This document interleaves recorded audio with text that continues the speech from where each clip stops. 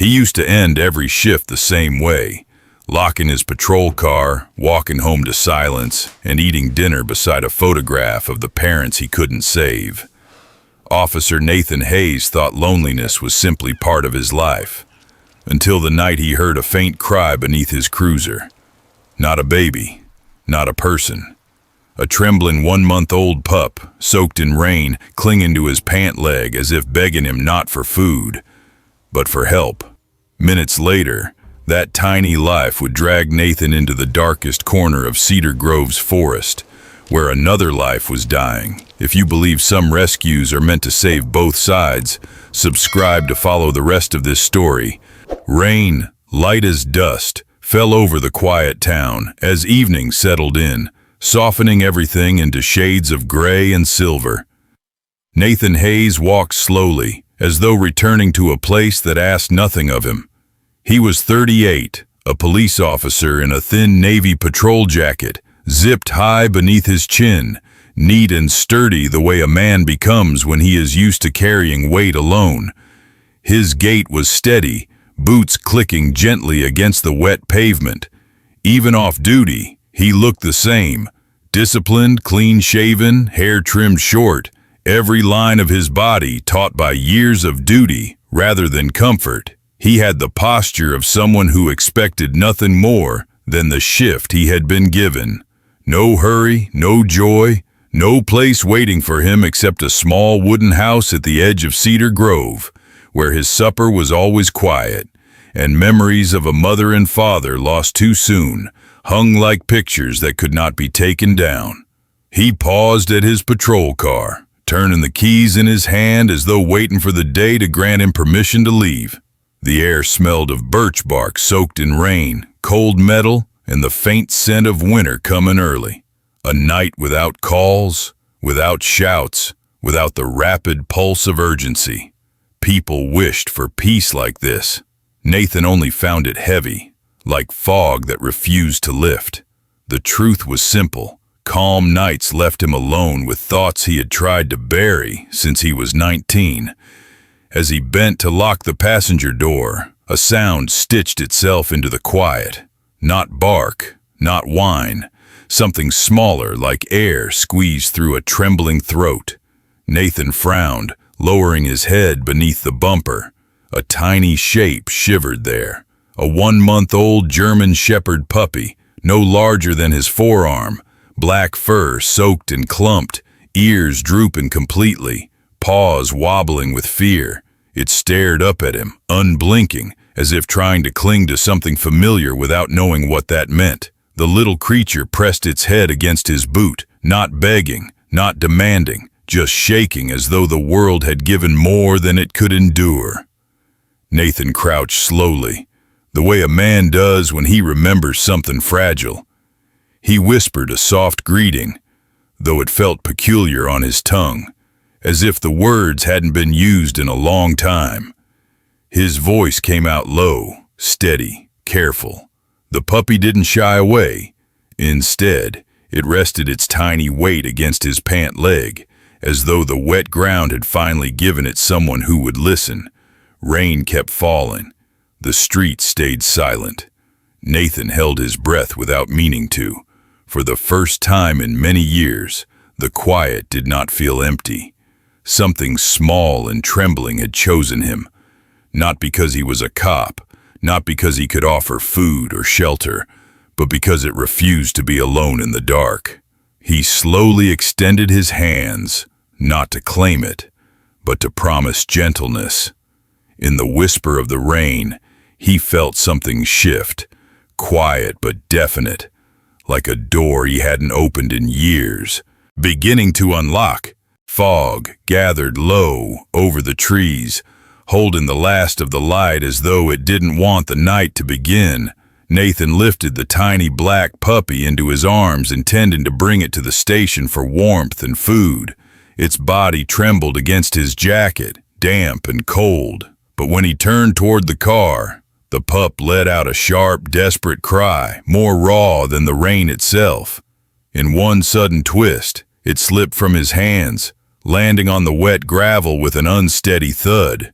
The little thing stumbled forward, then looked back at him, trembling, as if it knew the darkness better than it should at 1 month old. It didn't ask to be held again. It only stared, then whined loudly, a sound that felt less like fear and more like urgency. Nathan hesitated, keys still in hand, the puppy pulling him toward the woods with nothing but its voice. The trees of Cedar Grove held a reputation older than his career. Hunters whispered about traps buried deep near the river. Years before, a hidden breeding kennel had been found, cages stacked like graves, the stench of neglect rising from rotting boards. People avoided this forest after sundown, not because of superstition, but because cruelty had once lived here, quiet and methodical. The puppy took another step and turned back, its full black fur slick with rain, ears drooping low like wilted petals. It bit the hem of Nathan's pant leg, not in fear, but insistence, and tugged with surprising strength for something so small. Nathan forced a breath, cold air filling lungs that suddenly felt heavier than they should. He had seen victims ask for help without words before. He recognized the same plea now, pressed into the teeth of a starving animal that should have only been learning to play. He switched on his flashlight, its beam cutting a silver path through wet branches.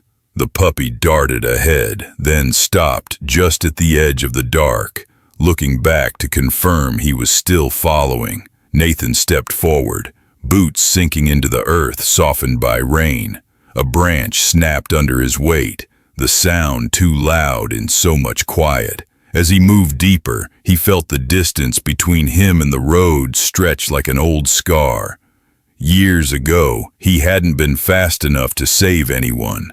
Tonight, he did not want that memory to repeat itself, not even for a creature this small. The puppy cried again, gentler now, almost hopeful, guiding him farther into shadows that smelled of soil, bark, and something faintly metallic. Nathan didn't know what awaited him in the dark. But there are moments a man chooses who he becomes, not because he is ready, but because a voice, however small, refuses to walk alone. And so he followed, flashlight steady, breath held low, letting the forest close behind him like a door. Wind moved slowly through the trees, dragging the scent of damp bark and something metallic across the ground. Nathan followed the puppy up a narrow slope slick with wet leaves. His flashlight bobbed against the darkness, trembling slightly from the weight in his chest rather than his hand. The puppy stopped suddenly and barked, its small body stiff, its voice sharp, almost breaking. A pile of broken branches lay ahead, twisted together by rain and decay. Nathan crouched, pushing the light deeper beneath the wood, and there she was, an adult German shepherd, 5 or 6 years old, fur brown and black like burnt cedar, lying low to the earth. Her chest heaved shallowly. She didn't lift her head, only her ribs moved, barely enough to count as breathing. The smell was harsh, blood mixed with sunburnt fur and rusted steel. One hind leg was caught in a heavy trap, metal teeth clamped deep into swollen flesh. She must have fought until her strength failed, leaving her silent, lips parted without any sound left to cry. The puppy pressed against her side, whimpering, then bit at the metal with tiny teeth, so desperate that blood smeared across its muzzle. Nathan felt something twist inside him. Not fear, but the old ache of arriving too late. He knelt closer, touched the trap with cautious fingers, and a sharp knowledge struck him like a memory. This wasn't an accident. Someone had set it here, the same way people once set cages in the woods, not caring what lived or died. He braced one arm against the branches, gripped the rusted hinge and pulled. Metal groaned. The dog's body jerked. Then came a crack, sharp, like a bone snapping or a door slamming shut. The shepherd cried out once, raw and hollow, then slumped into a stillness so complete that Nathan's heart stalled with it. For a moment, it seemed the forest held its breath. He leaned close, shaking, searching for life, the way a man searches for forgiveness. There it was, a faint tremor beneath his palm, a pulse too fragile to trust. Nathan tore off his patrol jacket, the thin navy fabric now soaked and dirt-streaked. With quiet, careful hands, he wrapped her injured leg, binding it the way he once wrapped his own wounds after losing more than he could repair. Then he lifted her onto his back, her weight heavy but strangely right, as though carrying her was not a burden but a promise. The puppy stumbled at his heel, panting, never letting him take more than a step alone. Nathan rose slowly, the rain whispering through branches like a prayer he didn't know how to say, and began his descent toward the faint light of the road. He didn't speak, but a sentence echoed inside him, steady and fierce. Not here, not tonight, not anymore. Rain gathered first as mist, thin as breath, before falling harder, cold against the back of his neck. Nathan tightened his grip around the shepherd's body as he moved down the slope. The mud beneath him felt alive, shifting without warning, swallowing his boots like something intent on keeping him there. He slipped, his spine striking a rock hidden beneath the wet earth. Pain bolted up his back, sharp enough to steal his breath. The mother dog coughed against him, a dry, choking sound, and a trickle of red ran from the corner of her mouth. The puppy barked frantically, circling his legs, but then the sound cut off, so sudden it felt wrong, as though silence itself had teeth. A long, cutting howl drifted down the ridge, not loud, but certain. Wolves roamed Cedar Grove only when hunger ruled the night. The air carried a metallic smell, damp fur and blood mixing into a warning Nathan could feel more than hear. He pushed himself up, body trembling, knowing that the wild did not argue, did not hesitate. With the shepherd on his back, he could not fight. He could barely stand. The puppy shivered at his heel, black fur plastered to its tiny body, eyes wide, not in fear, but insistence, as though urging him to move, to not let the moment choose for him. Rain struck harder, drumming against leaves and stones, like impatient fingers tapping on a door that refused to open. He stood, forcing weight onto legs that did not feel steady. The forest seemed to close behind him, a curtain of water and shadow. He ran, not with the stride of a trained officer chasing a suspect, but with the desperate motion of someone running from a second grief he could not survive. His boots skidded, his breath rasped. The dog's weight dragged his balance off center. Yet something inside him, something old, wounded, stubborn, kept pushing forward. The patrol car's headlights glowed faintly through the rain, blurred like a memory he might lose if he slowed down even for a heartbeat.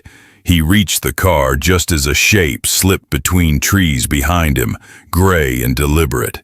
Nathan turned only enough to throw his flashlight into the darkness. The clatter of it hitting rocks echoed like breaking glass. Yellow eyes flinched toward the sound.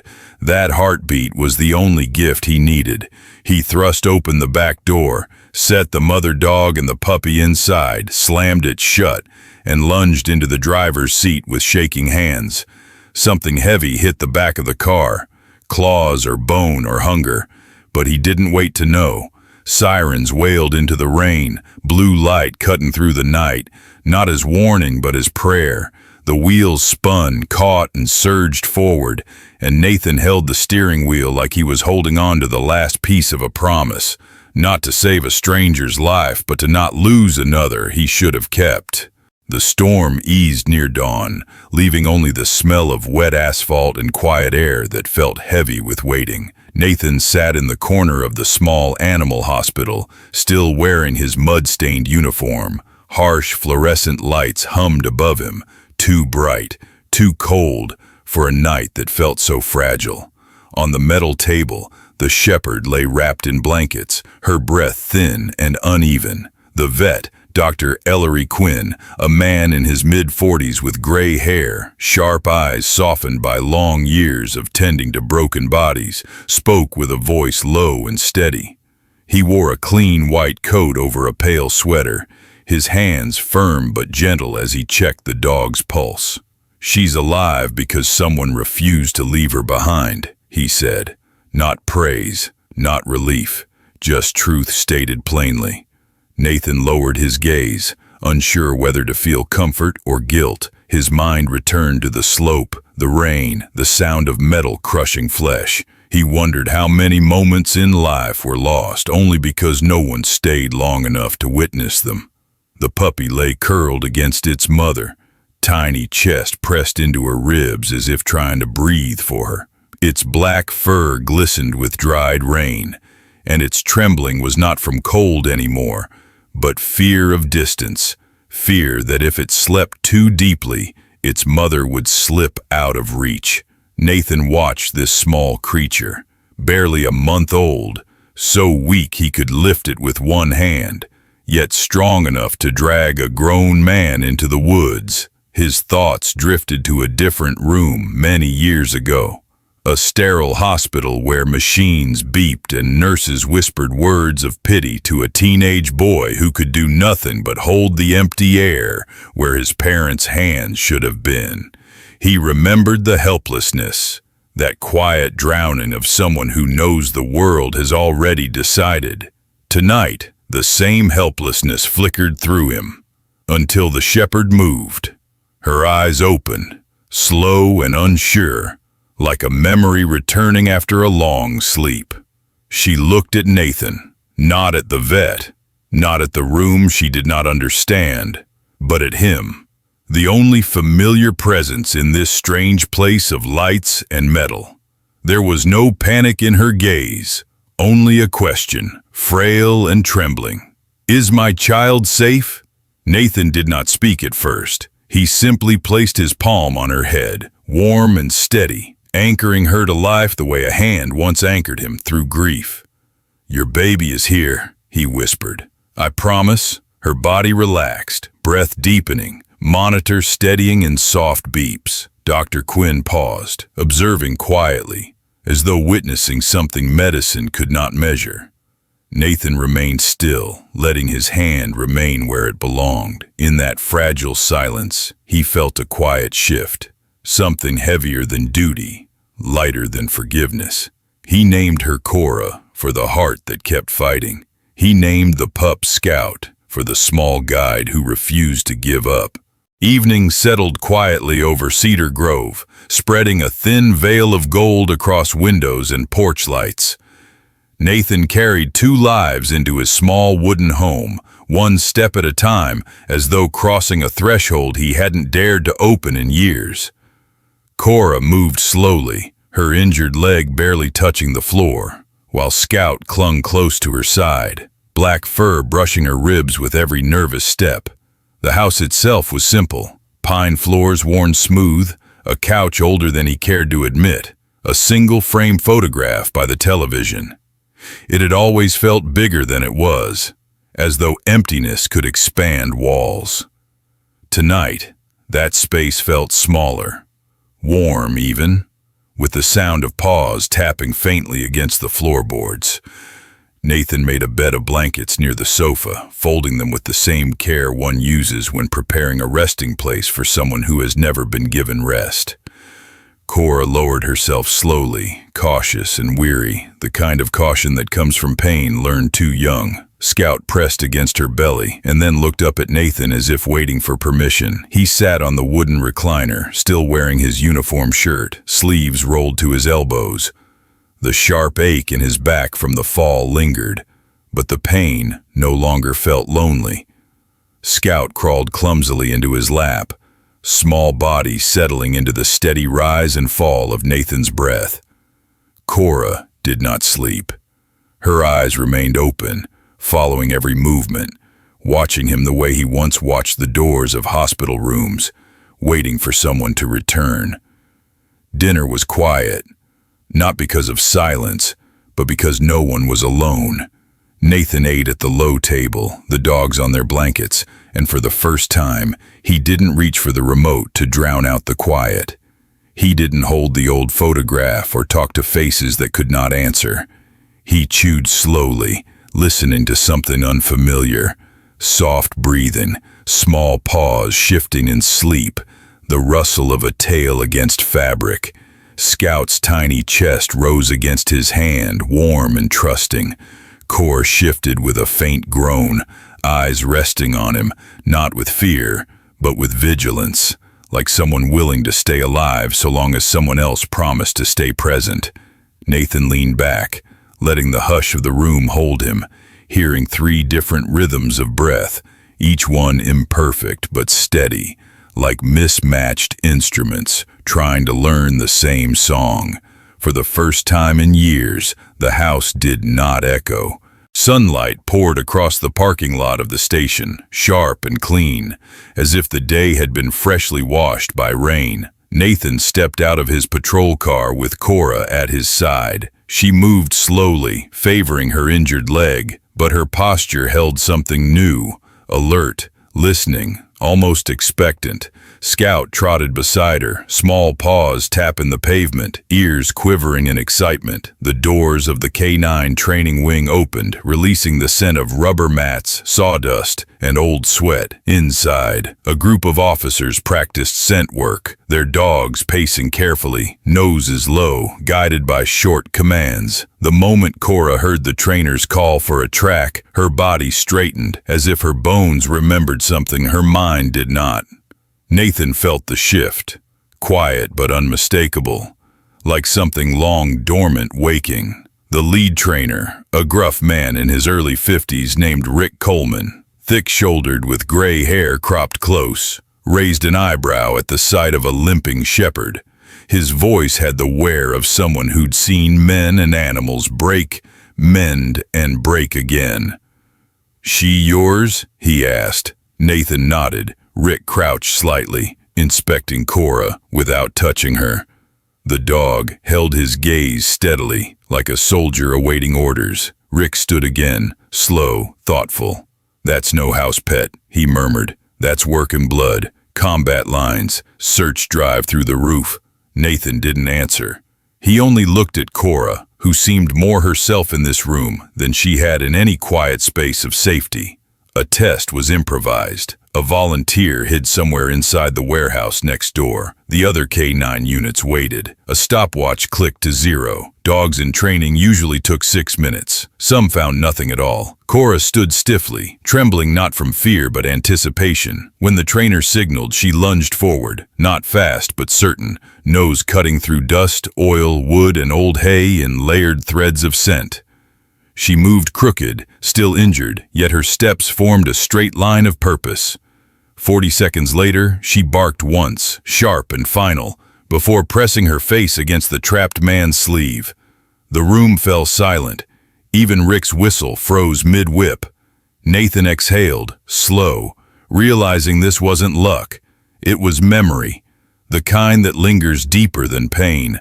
Cora was offered a place, not as a police dog for force or aggression, but as a search and rescue tracker. Scout, too young to join in, was allowed to come every session, a cadet in observation, as the trainers joked. Nathan signed the paper with a steady hand, not because he wanted a hero or because the station praised her, but because he understood what it meant to live with a past that hurt, and to need something greater than fear to run toward.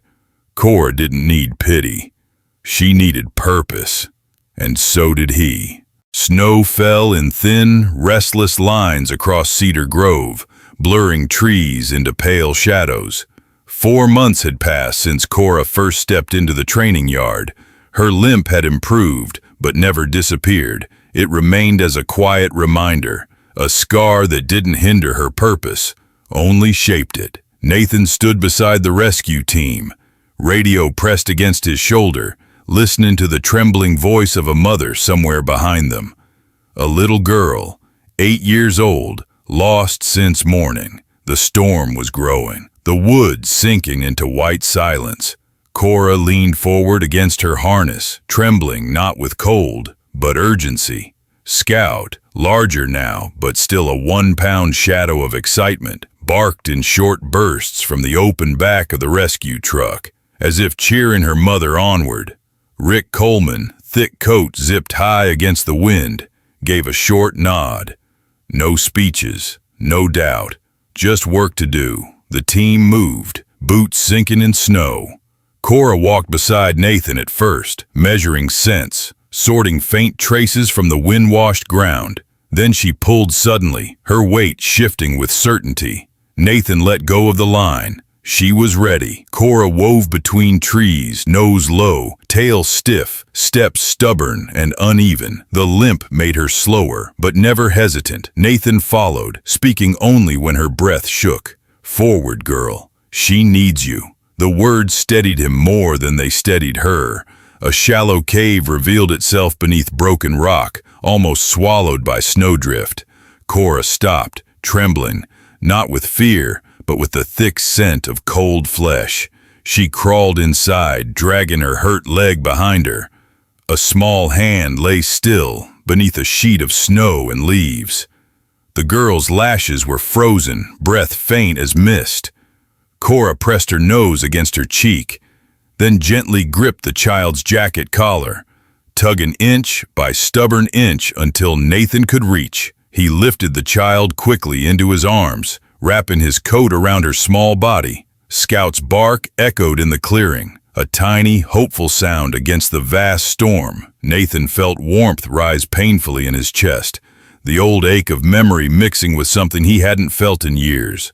Relief that didn't feel like luck, but grace. Hours later, Cedar Grove cheered in the fire hall. K9 Cora, lifesaver. Cameras flashed, people lifted their glasses, laughter shook the walls. Nathan accepted none of it. He returned home quietly, where Scout curled beside Cora's tired body. He sat on the floor, leaning against the couch as if bracing himself. His hand found Cora's head. His voice cracked the stillness. "She lived because of you, the way I did." Scout climbed into his lap. Cora rested her head against his leg. The room felt full, not with celebration, but belonging. Not a promise, not a rescue, not duty, just family. When life feels heavy and the world grows quiet around you, remember this: some bonds are found in storms, not sunshine. Officer Nathan Hayes once believed loneliness was simply his fate, until 2 broken lives fought their way into his. Cora learned to trust again. Scout learned to lead. And Nathan learned that the heart begins to heal the moment it chooses to protect instead of hide. You don't need a perfect past to deserve love, only the courage to keep showing up. If you've ever felt alone, wounded, or in need of a second chance, follow our channel. Let these stories walk beside you.